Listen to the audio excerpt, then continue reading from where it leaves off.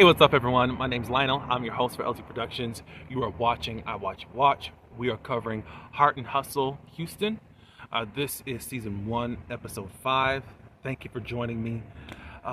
We have some topics on this episode that I really want to get into because it really touched me and something that I needed to hear, just as it was in last week's episode. However, I appreciate everyone for coming to my channel. Like this video, subscribe, and also leave your comments below. Now let's get into it. All right, so we start off this episode with the fallout of Shaniqua calling Ro a bitch. They're kind of just more going back and forth, arguing, Ro ready to fight, but she's not going to do that. Latoya ends up leaving, and I'm actually surprised. Because, you know, a lot of these folks do this fake out leaving like they're going to actually leave. No, Latoya left. But she wasn't really featuring all the stuff that was going on anyways because there's this accusation and all that. So Chloe is surprised that all this really went down and didn't think that Shaniqua would do all this stuff. But anyways, the women get together for something else, to eat something. Ro talks about how she felt during that whole situation with Shaniqua. And she doesn't like that she even went to this place. She can be a whole lot nastier. She could take it further than what she did, but she's just like, I'm trying really hard to be a different Ro, and I don't want to go back there, and I didn't even like seeing where I was there. You can see that there is this drive in Ro to be a different person by any means necessary, and all you can do is just clap your hands to that. And I commend her on wanting to be that and to do that for yourself. And I'm glad you're committed to that. You're going to have slip-ups. And you even said it's not even at the same height that you usually go into if ever you're triggered by something, whatever. Latoya is going to be hosting an event. It's somewhat of an award ceremony for boss women within the area. I want to say some stuff, but I won't. I'll just it's not about heart and soul because I just want to say something so bad about another show I watch, but we won't do that. She has to leave. She's coming upon the anniversary of her father's passing, and she's going to be celebrating with, I think, her stepsister and God, some other people that were close to him and her. And they're going to some type of comedy thing, so cool. Later on, Chloe spends some time with Labrina. Now, I told y'all last episode, I think that she's my fave, and she is the safe place of the group. People come to her, just as Elena did in the first episode or second episode. She's solid and can give at least another point of view for Chloe. And Chloe just, says how she feels. I'm in survival mode still, and I don't know how to reach my child. And that's just not us. Labrina was able to at least help bring out of Chloe, where she's at with her child, as like he really needs some love. He's been here as a stand-in guardian for your children while you pick up the pieces. Even though you're working and doing all this stuff, he's been there picking up the pieces with you. And Chloe now feels and can come to the realization that she has discarded her son. And she can't even remember the last time that she told her son that she loves him. I said, wow, lady. Wow.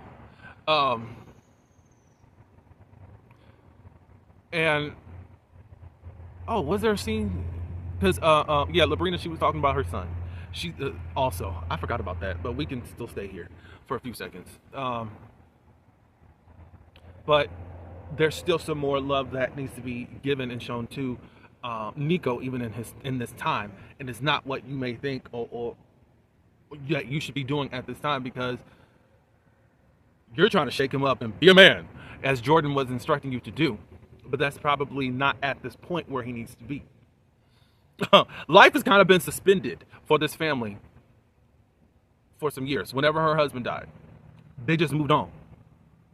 They've been handling grief and all that in their own way, and they never really have come together to grieve and to heal and move on. Labrina does have a talk with her son because she doesn't like the low grades and all that. She feels like there's a problem with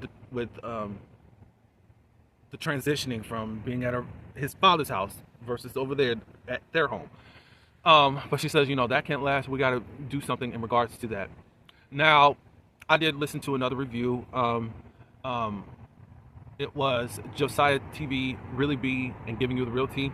Gave me a different perspective because I just kind of took it like she's just blaming the father for, okay, obviously you're not really being a parent to this child and letting this child do whatever over at his house. But Really Be, who is an educator, says, no, if this person all of a sudden now has slipped up, something else is going on, and Labrina's not being totally authentic as to what's going on, even if she doesn't know what's going on. To just blame it on him going to go visit his dad or stay with his dad, that's not it. And you got to get to the more root of the problem. I don't think hasn't really been a root of it, but she was more encouraging her son, we're on a strict path, we're on a path with you, and we need you there. And that's just that. Elena, I keep saying Elena because of how it's spelled, but Elena has her mother. We meet her for the first time, and we see the children for the first time. She's getting her daughter ready, talking with the son and all that, and then grandma comes. Elena and mother, they have a conversation that was well overdue. They talk about the business, of course. Her mother basically helped launch her into her destiny with the makeup brand that she has, or the makeup entrepreneurship that she was in. She ended up doing somebody's makeup with her own makeup, and her mom thought, no, you need to get into this, Her mom brought up that, you said that before your dream is to do makeup for Beyonce. And Elena said that she has done it for Beyonce's cousin. I do know there is an actress that's on Tyler Perry's BET Sisters. She plays the role of Pam. I heard that that's her cousin, and I believe that she was doing some makeup at Tyler Perry Studios for those actresses over there. So I think that's the cousin that she's referring to. I don't know yet, but that's our goal. To get even more personal in regards to how she's tolerating things with Josh. She sees herself at how her mother used to handle things. Her mother would tolerate her father, and I guess he was an alcoholic. And she would just push down emotions and just let things go and all that, And I mirrored that from you as to how I'm doing here. Elena's still talking about cheating from back in the day, but I just don't. Something else is going on. I'm okay. Look, I'm sure she'll reveal it in time. I can't push nobody to be truthful or whatever, but she gets it honest as to how she holds back from her mom and all that. And she's also felt like with her mom that hasn't been really, it's never good enough. You have to do more. I thought that was cool to see the dynamic because I needed a lot more explanation as to what makes Elena tick and why does she move this way? Where is this coming from? Because everybody around her is like, you are a bad bee. Why are you staying in something that you know that is just not servicing you? I don't know about their marriage or anything. We've only seen one interaction between those two. And it just seems like how they talk to each other is a lot more for the camera, and we ain't got to the real raw of it all. Still first season. It's only the 5th episode. We're only getting 8 episodes this season, just to let you know. But what can we really beg of them at this point, or demand of them? So I'm okay. So Chloe takes her son Nico out. I think he's 22 or whatever. She says, I've never really been out with my son drinking. Now, the fact with my dad, now he's the one that goes to more lounges and stuff like that, or he did. Of course, he's passed away. But when my brothers and sisters, they got older and grown and was able to get into those lounges and clubs, they'd always try to be around him, and he'd be like, okay, take this money or whatever and let me go on my way. I'm gonna do my thing over here. So no, dad doesn't really drink with any of his children. But anyways, I think that this was a way to just reach out to Nico, even at the age that he's at, and because again, it's just like life has suspended for them. They've been existing, but not really living. If I can say it that way, and if you understand what I mean. Um, so she really apologizes to him about how she treated him. And then she did say that they were like best friends up until like age 16, and then I really don't know my child anymore. You were forced into this position of just taking care of the girls after I forgot what his name is, but he died and all that. He talked about how he chose to mourn. It wasn't in the best way for him because of how he still had to be for the family, and just felt like this is how I'm going to do things. I fell off with rapping, with me even rapping. See, sometimes you got to get to the deeper issues instead of just thinking people are just being lazy. And of course, one thing they're going to say about a black young man is that they're lazy if they don't have all this stuff going on. That's the first thing to go to. But no, he said, he's still mourning and he really can't get his raps out. Like, he can't rap. So remember last week's episode, or last episode, Chloe was like, you don't even go to the studio, da da da da da da da. No. Right now he's got writer's block because of his emotions are wrapped up in how he's felt about his stepdad, and then how things going with his mom and his sisters. Life has been lifing with him. She apologizes for disregarding him and not telling you that she loved him. Da da da da da. And I put so much on you, and you've been here, and you took it. And he said, some of the stuff I just took with a grain of salt when you try to get on me. Da da da da. And she said, I appreciate that. He didn't have to, whatever. But the disconnect, I think, has been reconnected. Again, another parent apologizing to their child is something I needed to see. I needed to know existed, that it actually exists, instead of just this respect your elders. That's all there is. But the elders can do whatever to you. That don't work over here. Not anymore, But yeah, I needed to see that. I'm glad that they are reconnecting. She said, what do you need? I'm going to invest in you. She was like, is rap what you want to do? He said, yeah, and this is where I'm going to find my success at. So I guess this was enough to spark him to get back in the studio. He said he got to get his songs out and also some videos out. So I guess he's that good. I'll have to seek him out to see how he is. I'm not a rap person, but anyways, I'll check him out to see how he is. So I'm so happy for that. Next up, Chloe meets with Shaniqua, and Ro is going to join. They're going to come to resolve, and they talk a little bit. Ro talks a little bit about how she feels. Oh, they talked about the Party City wig and da da da da. And it's supposed to be her real hair. I could have misjudged. At least I was going by what I was told. Someone did say that Shaniqua was a trans woman. So I don't know at this point. So I'm going to quit saying that or even thinking that in my mind. But that's supposed to be her real hair. Cool.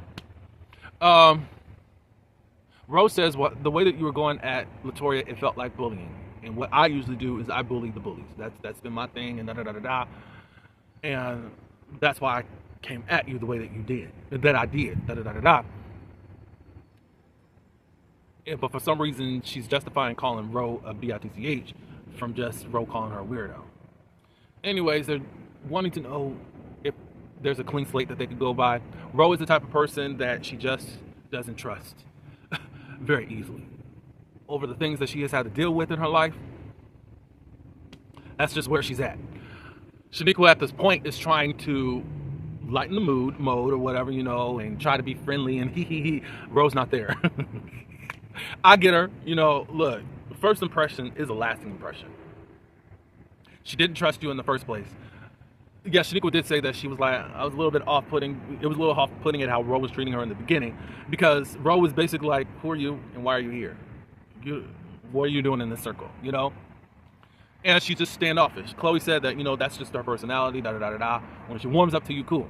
Since y'all had this conflict, it's going to be harder at this point. So I think they just come to a mutual understanding and ceasefire from each other, at least. So it doesn't seem like Shaniqua was that bad, but I just wish she didn't pull that stunt, because it's just like,